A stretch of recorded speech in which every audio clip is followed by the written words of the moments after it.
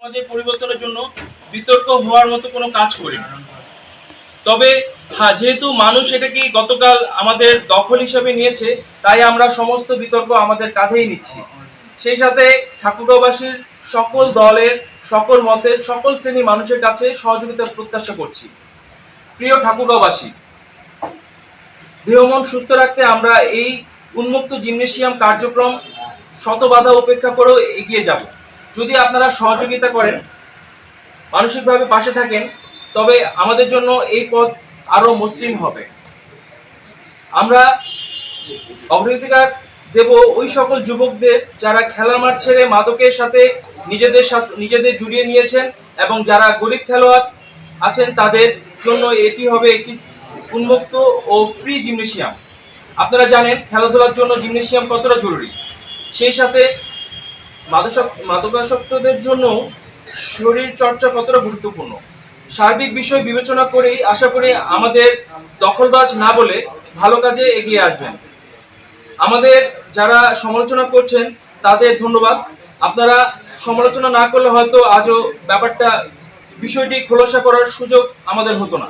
যদি আমাদের ব্যানার আপনাদের মনে তিল পরিমাণ দাগ কাটে, ক্ষমা সুন্দর দৃষ্টিতে দেখবেন, এবং সমাজ পরিবর্তনে আমাদের যুব সমাজের চিন্তা যদি আপনাদের ভালো লাগে, অবশ্যই শারীরিক ও মানসিকভাবে সহযোগিতা করবেন, এটাই প্রত্যাশা রইল।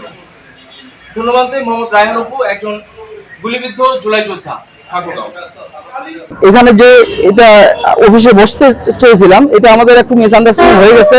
এই জন্য আপনারা সবাই ক্ষমা সুন্দর দৃষ্টিতে দেখবেন। আমার নাম মোহাম্মদ হাফিজুর রহমান, আমি একজন জুলাই যোদ্ধা ভাইরা। আমরা কোনো দখলদারিত্বের মধ্যে নাই। আমরা এখানে আসছিলাম, একটু পরিত্যক্ত ভবন ছিল, আমরা সমাজমূলক কার্যক্রম করার জন্য একটু বসতে চাইছিলাম, কিন্তু আমরা পরে এই বিষয়টা নিয়ে বসায় আমরা একটা সিদ্ধান্তে আসি যে আমরা কোনো দখলদারিত্বের মধ্যে নাই, আমরা কোনো দখলদারিত্বের মধ্যে থাকবো না। জুলাই যোদ্ধাদের কাতারে থাকবে।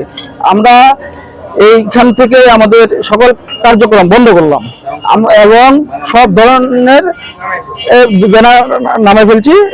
তারপরে আমরা যে আহত ভাইরা আছি ঠাকুরগাঁও 414 জন, সবার সাথে সম্মিলিতভাবে কথা বলে আমরা এই সিদ্ধান্ত এসেছি। আপনারা সবাই জানেন, গতকাল বুধবার সময় আনুমানিক দুপুর 2:30 জুলাই যোদ্ধা ব্যানারে আমরা কতিপয় 20 জন আওয়ামী লীগের ঠাকুরগাঁও কার্যালয় পরিত্যক্ত থাকায় উক্ত ভবনটি যুব সমাজের জন্য ব্যবহার করতে চেয়েছিলাম। পরে বিভিন্ন রাজনৈতিক ও সুশীল সমাজের মধ্যে বিষয়টি অসঙ্গতি ও অযুক্তিপূর্ণতা প্রকাশ পায়।